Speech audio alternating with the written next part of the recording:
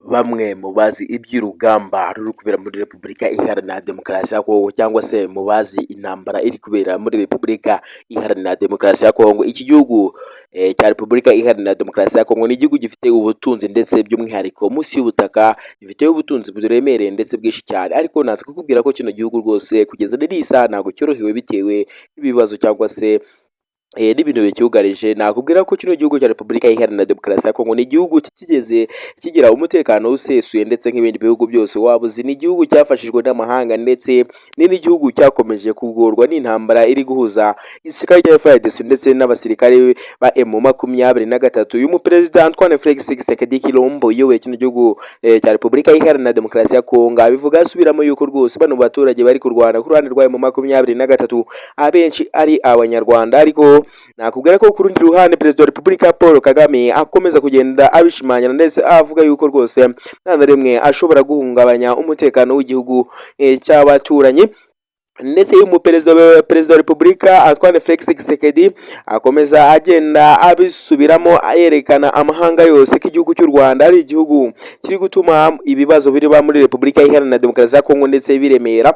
Nakubwira ko uyu muperezida Antoine Felix Tshisekedi ibyiwe ni byinshi, ndetse n'ibyo nje ngo turebere hamwe. Ahubwo we icyo ngusaba nyamuneka ni ugukanda subscribe, ugafungura inzogera tuyishyiraho video, ukakira notification. Urakoze cyane, nkuhaye ikaze. Reka twinjire mu makuru by'umwihariko ari kuvugirwa muri Repubulika Iharanira Demokarasi ya Kongo. Nakubwira ko uyu mutwe wa M23 noneho aka kanya wamaze kuba wemera ibiganiro, noneho bageze hariya muri Qatar, aho bagiye kuganira na Repubulika Iharanira Demokarasi ya Kongo, bakareba uburyo bakumvikana bwo kuyobora kino gihugu cya Repubulika Iharanira Demokarasi ya Kongo aho kuguma kugirwaniramo. Ni nyuma y'uko Antoine Felix Tshisekedi Tshilombo yakomeje kugenda agaragariza amahanga yose rwose ko barara abaturage b'abanyarwanda, ndetse atari abaturage b'abakongomani, mu gihe bo bavuga yuko rwose basuzuguye ndetse batageze bakomeretswa, ahubwo bakomerekejwe cyane bitewe n'uko banze ko ari abaturage babo kandi ari abantu bahavukiye. Ngo ibyo bintu rero ngo binatuma bakomeza gutsinda urugamba kuko biyemeje gupfira igihugu cyabo. Ndakubwira ngo ibiri kubera muri Repubulika ya Demokarasi ya Kongo n'akaga ushobora n'ubu ngubu ibiganiro bagiyemo bikutagira n'icyo bitanga. Nakubwira ko iri joro ryashize abasirikare b'abarundi batari bakeya rwose baje kuba bitaba Imana, dore ko abasirikare b'abarundi bagera kuri 300 muri joro ryakeye rwose ritaje ribabera neza, kubera ko igisirikare cya M23 cyaje kubakuramo akazi, ndetse igihe abasirikare b'abarundi nabo basabaga umusada, ndetse byaje kurangira igisirikare cya M23 byose kibibombarde.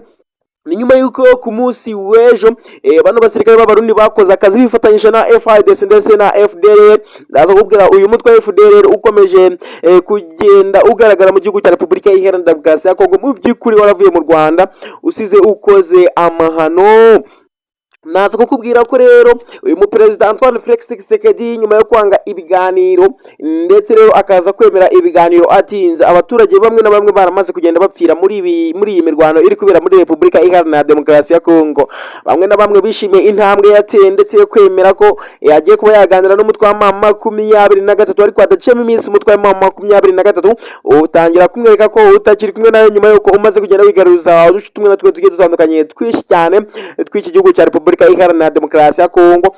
Bamwe mu bazi iby'urugamba bagaragaye bavuga yuko rwose nta kabuza umutwe wa M23 isaha n'isaha wakumva ngo yatsinze urugamba muri Repubulika Iharanira Demokarasi ya Kongo, bikaza kurangira igihugu cya Repubulika Iharanira Demokarasi ya Kongo cyegukanywe n'umutwe wa M23.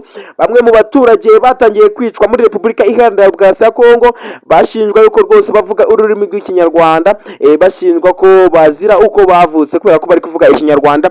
Abatari bakiya barapfuye muri kino gihugu cya Repubulika Iharanira Demokarasi ya Kongo, dore ko rwose byaje kubabaza abantu benshi kubona abantu barimo bapfa urw'agashinyaguro muri Repubulika Iharanira Demokarasi ya Kongo, by'umwihariko bano baturage bavuga Ikinyarwanda. Repubulika Iharanira Demokarasi ya Kongo nyuma y'uko yamaze gutanga itegeko ry'uko umuturage wese umeze gutyo agombwa kubona rwose naho bagomba guhita bamurambika hasi. Ndagira ngo ushimire ndetse nkwereze n'ikaze wowe wakomeje kugenda udukurikira ndetse ugakurikirana n'amakuru yacu. Ndagira ngo ntuze gucikwa n'igice cy'amakuru akurikira. Twizeye ko ibi biganiro biri kubera muri Repubulika Iharanira Demokarasi ya Kongo biraza gukunda kugira ngo igihugu cyacu cy'abavandimwe nacyo gitangire kibogame cyangwa se kigarurirwe umutekano muri Repubulika Iharanira Demokarasi ya Kongo, abaturage bari kwicwa bagabanyuke. Ikaze urakoze cyane, Imana ikumera umugisha, amafaranga, ubuzima buzima ndetse n'ibyo kurya.